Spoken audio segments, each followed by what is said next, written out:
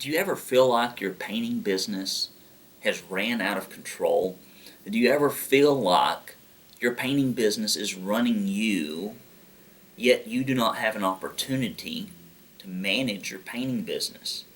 Do you ever feel like there is this nagging sensation that things should be remarkably different than what they are, yet you seem completely incapable of taking yourself from where you currently are to where you want to be?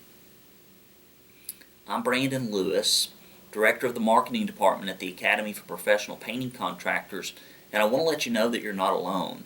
This is a feeling that many owners have about their painting business.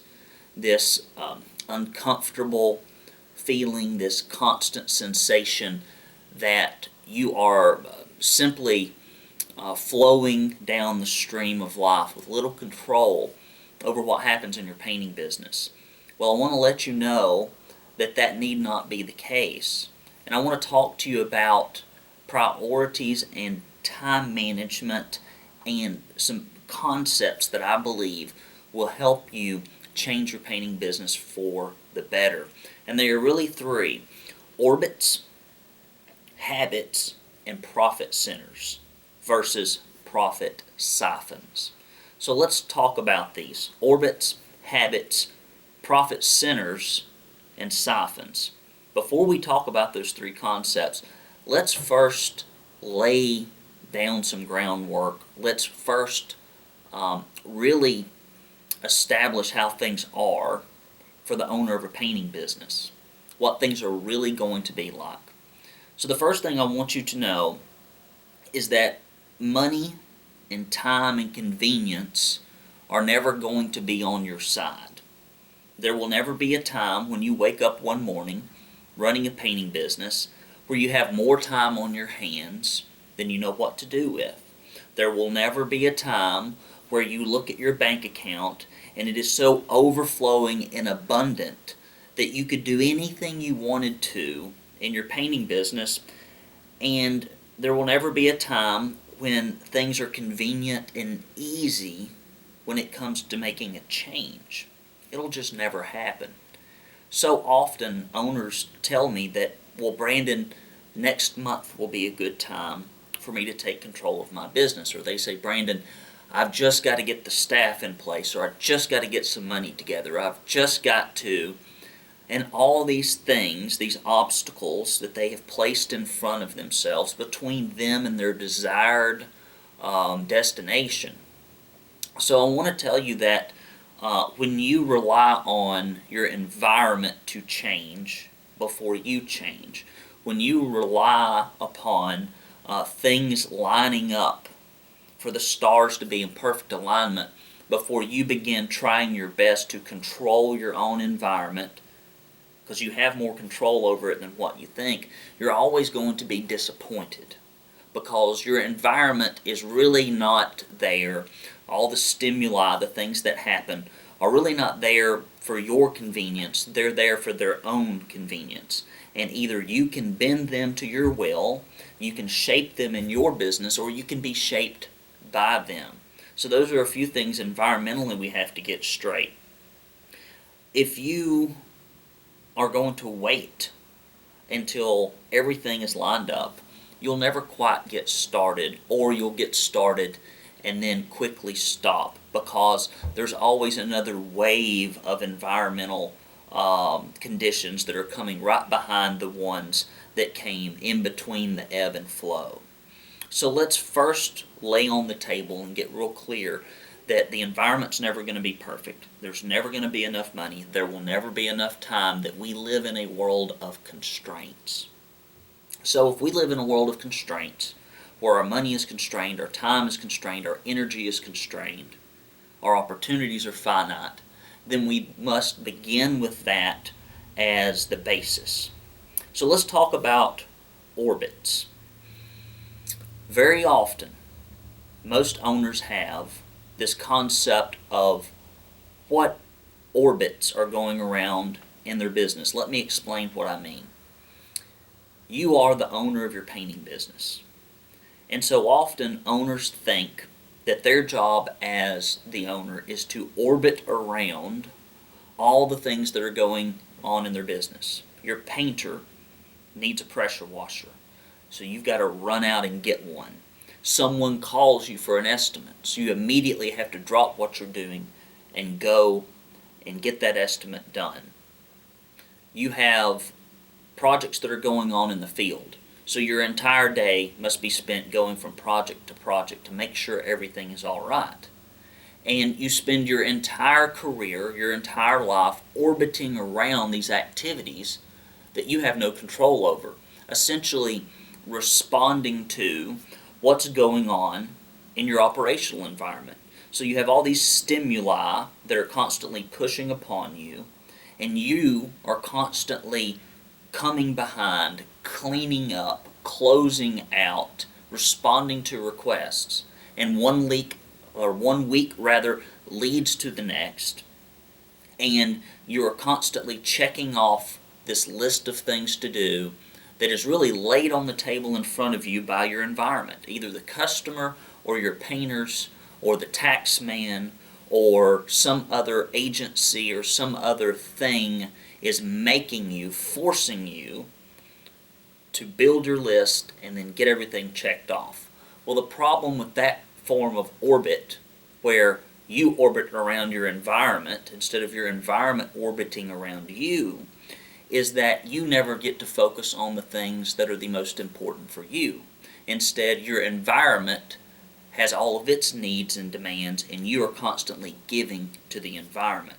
So you need to first change your orbit. And that means that you and your needs as the owner must become paramount, must become central, must become the hub around which everything else orbits. Now, this is challenging and difficult, and you will have to make some changes in order for this to happen. It means that you're going to have to identify the objectives that you have, the goals that you want. They could be financial, they could be time management, they could be achievement. You have to put those in the center, and then everything else in your painting business, including your customers, including your workers, must orbit around those. If you do not change the orbit, if you do not change the center, then you will constantly be pulled and pushed and slung around goals and objectives that are not your own. Number 2, let's talk about habits. If you are unhappy in your painting business, if you are unhappy with the amount of money you're earning, if you're unhappy with how your day unfolds, if you're unhappy with the people who you have surrounded yourself with on your team or the customers you serve, you have created all of those circumstances. Your habits, what you habitually do day after day, month after month, have created and built the business that you currently have. You have put the inputs into this business that have allowed the outputs to rise up.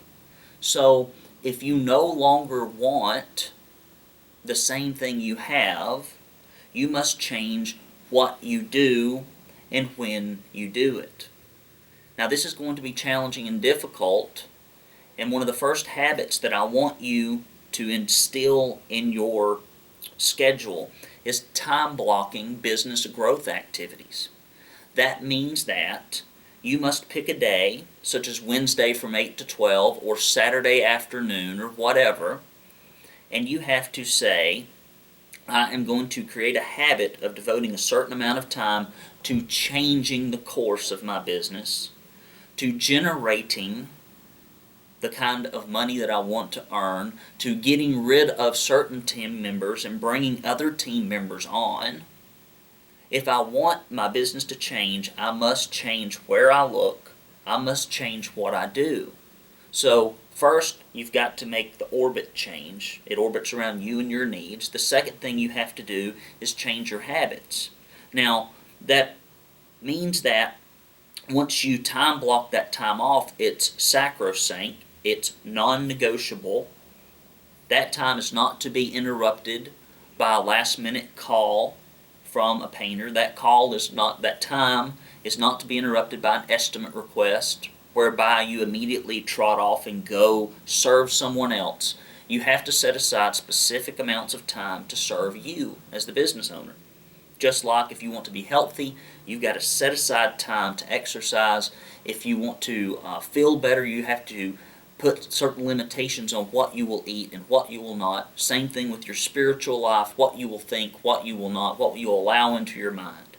So these habits, you have had a habit of a long time doing things that make you feel anxious and frustrated and not as rich or not as wealthy as you want. So in order to change that, you have to change what you're doing. The third thing I want to talk to you about today are profit centers and profit siphons. So profit centers and profit siphons. You know, there are certain activities that you do every day, because all you're really in charge of are your activities as an owner, the things you physically do. There are some things that make you lots of money, and there are some things that really make you very little money or can completely derail, change your orbit, ruin your habits. So let's talk about a few of those. One of the positive habits that I want you to embrace is communication.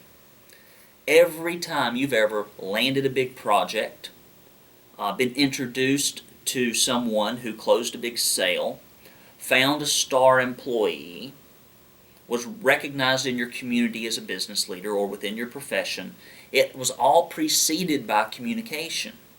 And here's what I mean. To find that big, huge account, you had to market to them. That's communication. To receive that big, huge referral, one of your customers had to tell another. That's communication. To have found that star employee, somebody had to mention your company to them, or you had to go after them directly. Most of the positive things, the big breakthroughs that happen in your business are communication driven. And if you do not set aside time, habits of constantly communicating to the right people at the right time in the right fashion with the right message, you are going to be doomed to getting the lesser fruits. Let's talk about siphons, things that distract you, things that give very little value, things that can completely murder your chances of success. One of those is really the technological distractions that we are now engaged with daily. I would like to encourage you to do something dramatic as an owner, and that's to take your emails off your phone, to take your social media off your phone, to set aside a very small window of time every day, probably around 11:30 and 4:30, that you return those communications and that you set up your environment in a way where you can spend your time focused on high-value $1,000 an hour activities, not constantly checking things that are of very little value to you.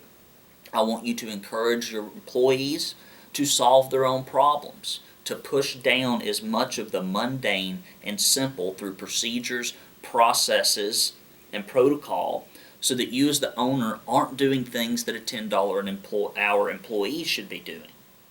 So there are siphons, phone calls from workers in the field, phone calls being managed constantly by you instead of a crew leader on a project, running out and getting things for people who they really should have picked up at the shop, or they should be completely capable of going and getting themselves. You see, you can spend 30, 40 hours a week doing those kinds of things and make very little money.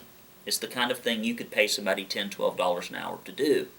So you have to take the time that you're currently spending, the profit siphons, checking emails, constantly obsessing over social media or things that have changed, and you have to replace them with communication, going directly after the people that you want to be your clients, going directly after people that you want to sell your services to, implementing systems that will allow people in the field to take burdens off of you, allow your staff people to take burdens off of you, so that you can focus on doing the things that only an owner can do.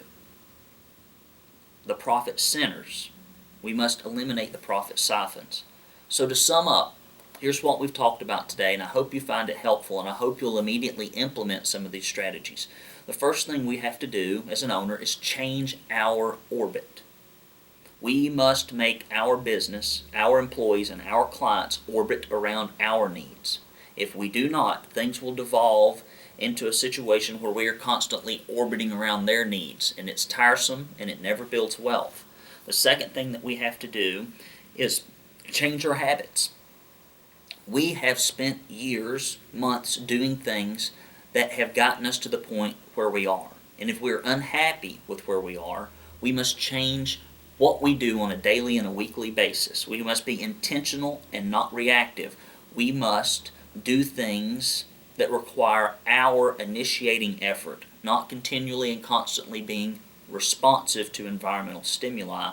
And then finally, we have to identify what are our profit centers, namely communication, and what are our profit siphons. What distracts us every day? What pulls us away? What's the siren song that we constantly answer that really leads us to debt and disappointment and low earnings and unpredictable sales? As an owner, you are the captain of your own ship. You're the leader of your own company.